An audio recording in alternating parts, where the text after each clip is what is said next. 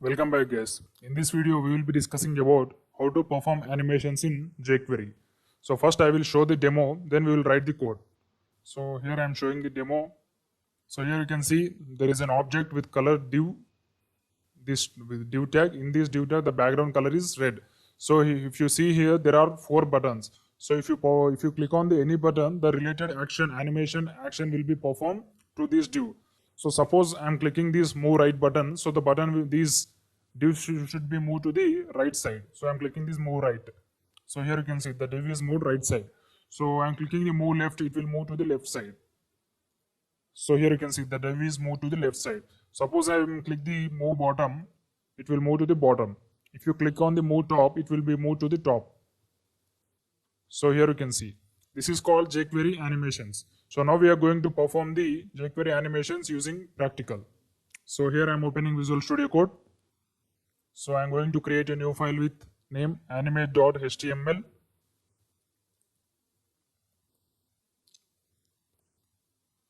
So here I will complete the HTML formalities first. So here I am changing the title from document to jQuery animations.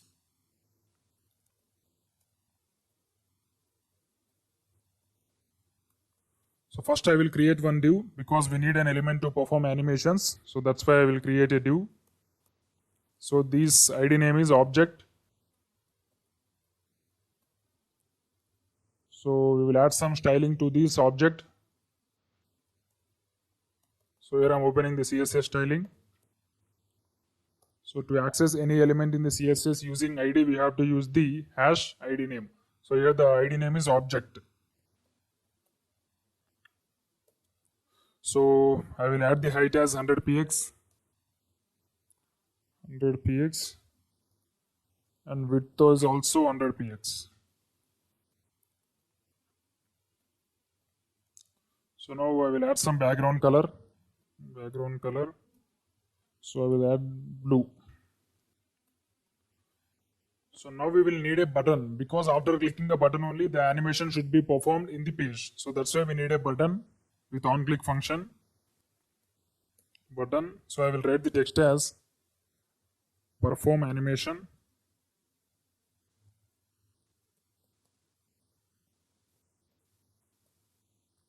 Perform animation on click. So after clicking this button, we have to execute one function in jQuery. So that's why I will write the function name as animate div. So after clicking this button only, we have to animate the div. So as of now, our HTML part is completed. So once we will see the output, what is it is created. So here I'm opening the program in the new tab. So the title name is animate.html. So here you can see there is a div, and bottom of the div there is a button which is used to perform the animation action for this div.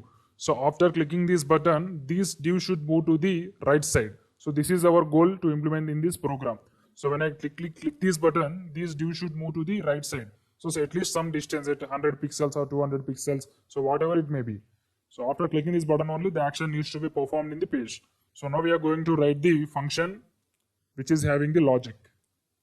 So before writing the function, as I mentioned in the early only, so this is performed using jQuery. To use jQuery in our project, we have to write the jQuery CDN link in head part. So this is mandatory. Without writing jQuery CDN link, so no jQuery actions will be performed on the page.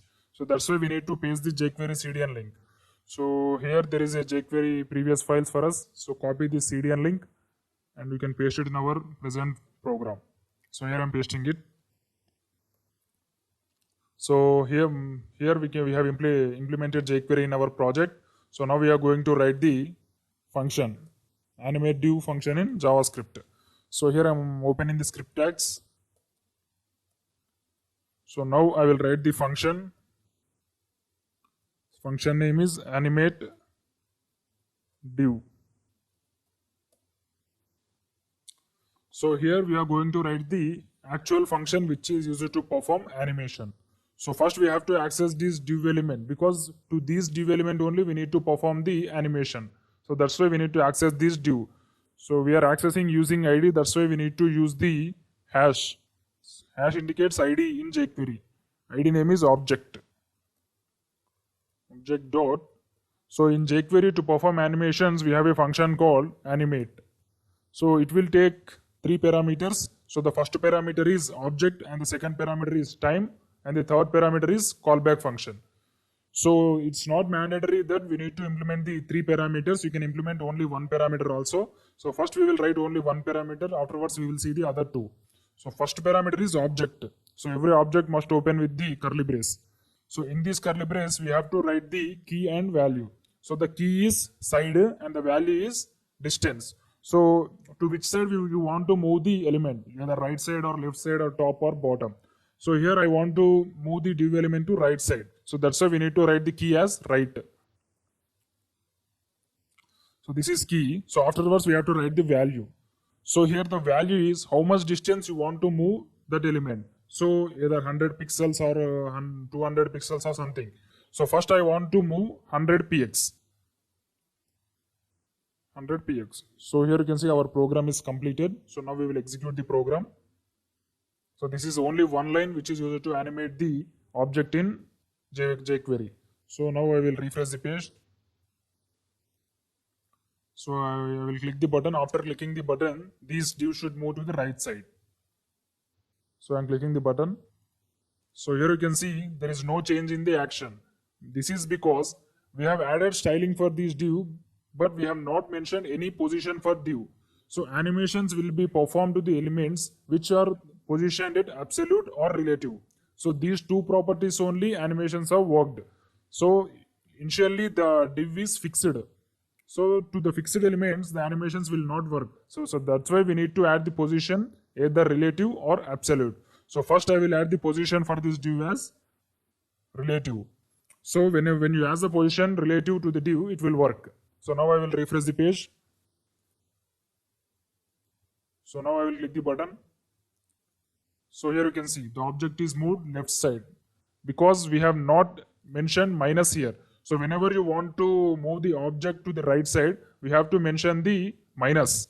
If you mention minus, the object move to the right side. So if you mention plus means if you do not mention minus, the object will be moved to the left side. So here we have write the key as right.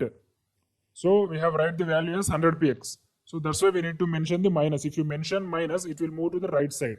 If you mention plus, it will move to the left side. So first we will mention plus means nothing.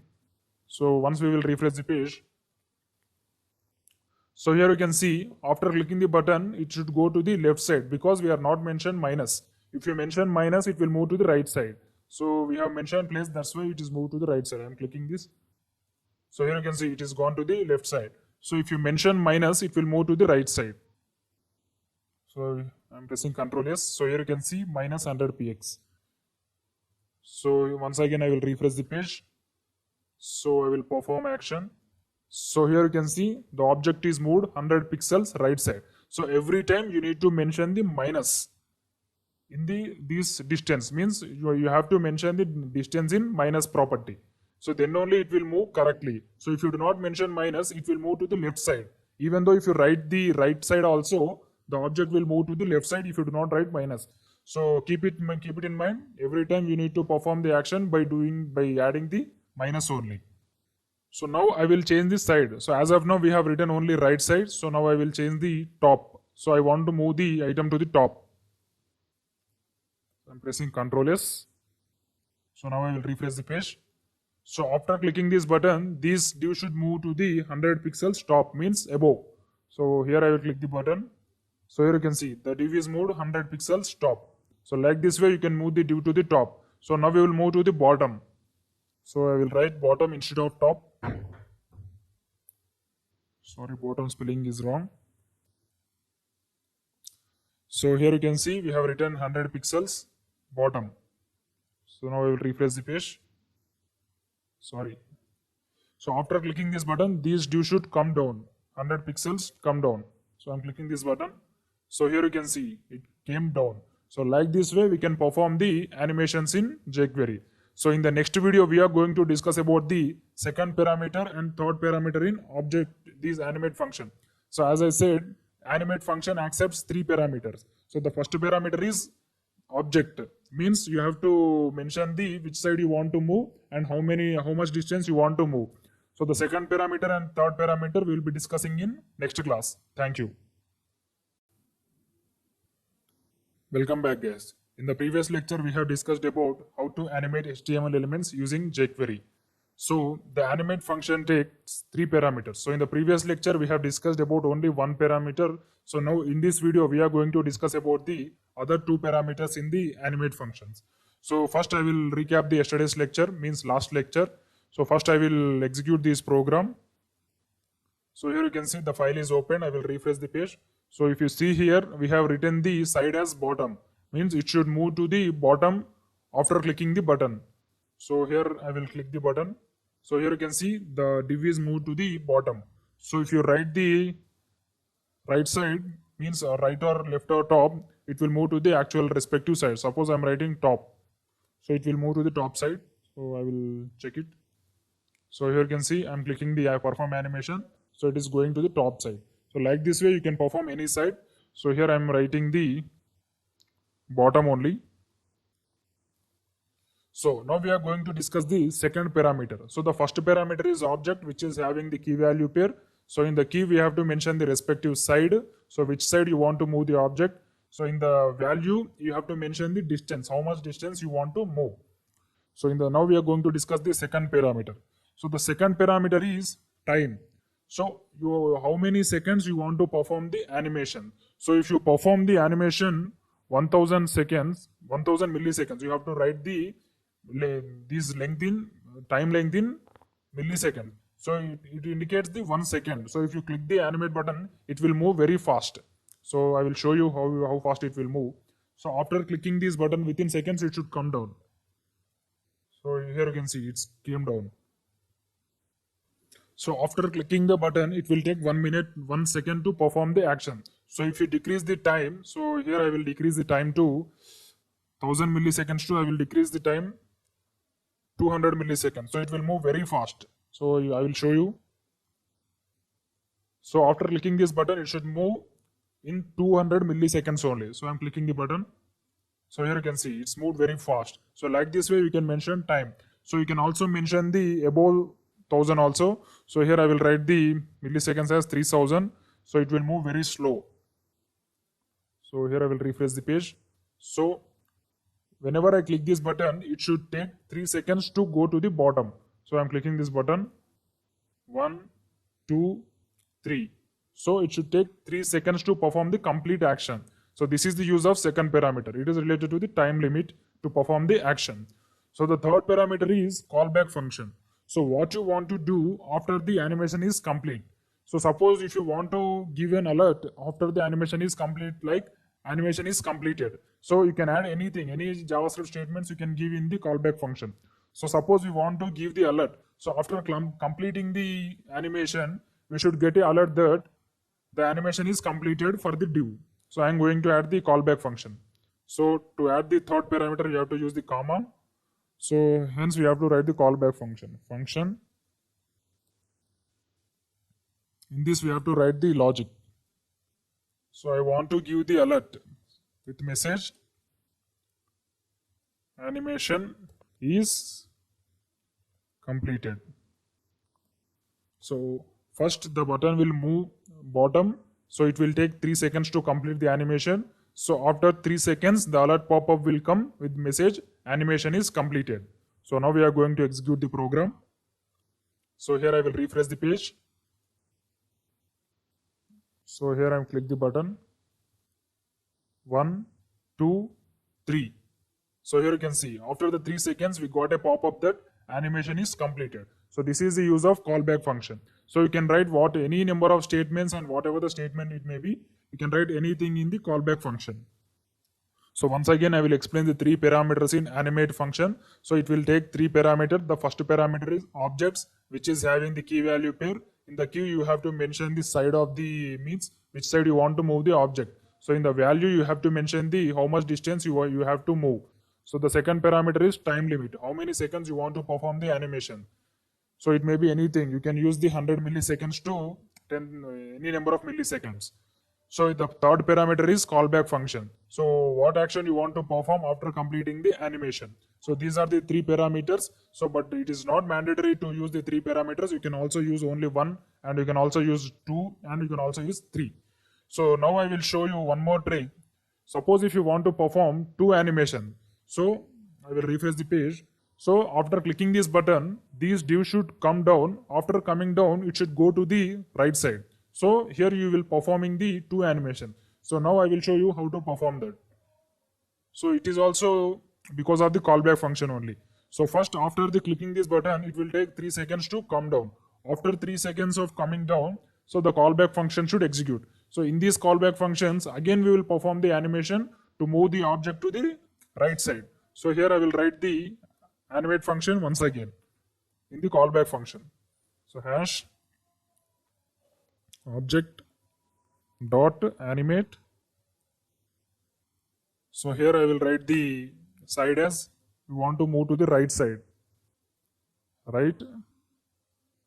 So in this we have to mention the distance in minus 100 px. So it should also take the time limit as 3000 milliseconds only. So it should perform like, so after clicking this button, it should come down. After 3 seconds, it should go to the left side. So this is our goal. So here I'm clicking the button. 1, 2, 3. 1, 2, 3.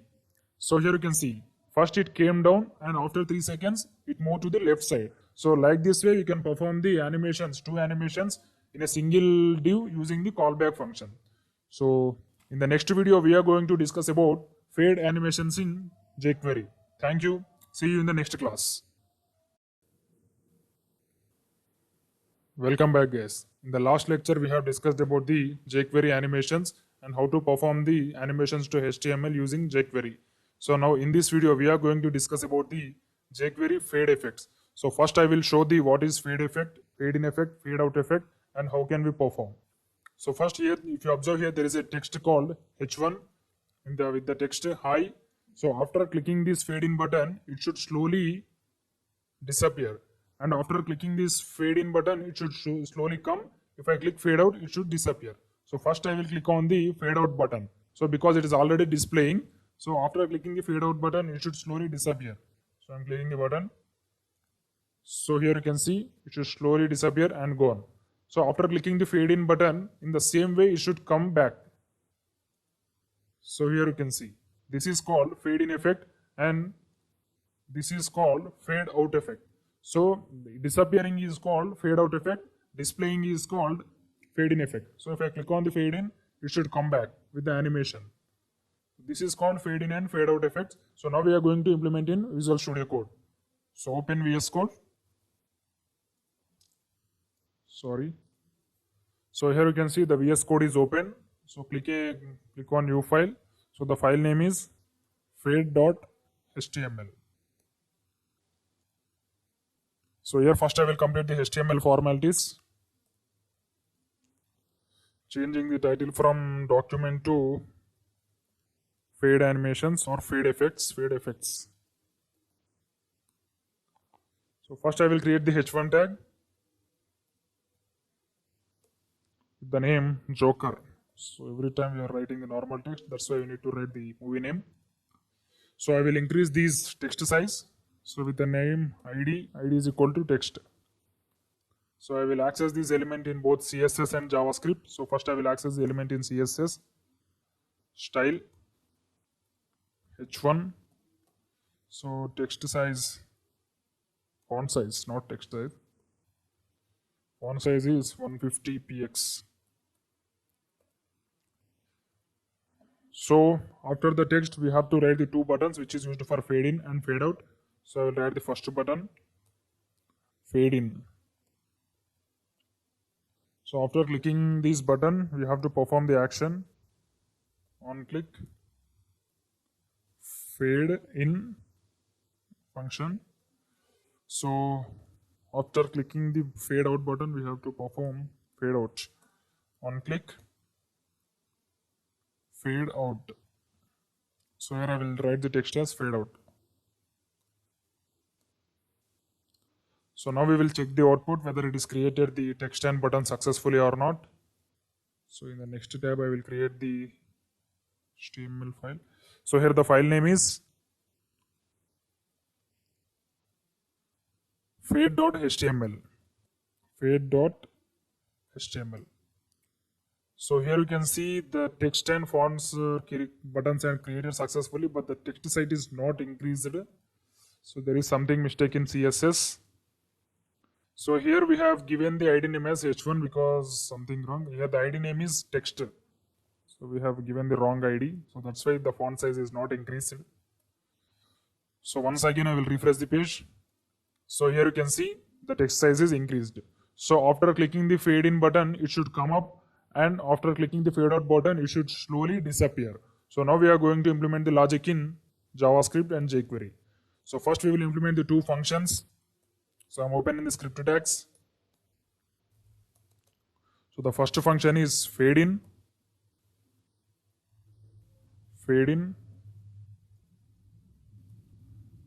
and the second function is fade out. Sorry. Function fade out. So in this we have to write the fade in logic. In this we have to write the fade out logic. First we will perform the fade in.